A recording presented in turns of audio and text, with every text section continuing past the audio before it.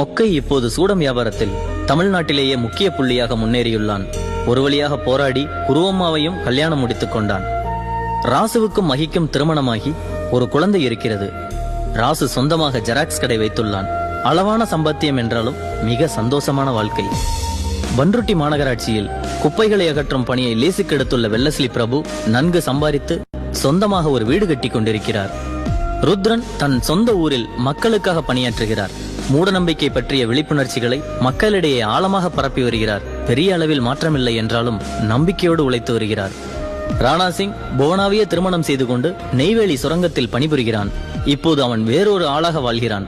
அங்கும் புவனா தொடங்கிய ஒரு சமோசா கடை நன்கு பிக்கப் ஆகி வருகிறது.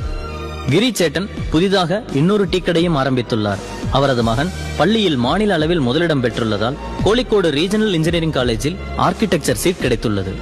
கலிபோர்னியாவில் செட்டில் ஆகிவிட்ட ஜாவா சுந்தரேசன் தனது சொந்த ஊரான உடுமலைப்பேட்டையை மொத்தமாக விலைக்கு வாங்க மாநகராட்சியில் விண்ணப்பித்துள்ளார். அரசாங்கம் பீதியில் உறைந்து போயுள்ளது. 3 ஏக்கரில் நிலம் வாங்கி கிட்டத்தட்ட 200க்கும் மேற்பட்ட பறவைகளை விலங்குகளை பராமரித்து உற்சாகமாக வாழ்ந்து வருகிறார் ஓவியர் சொடலி.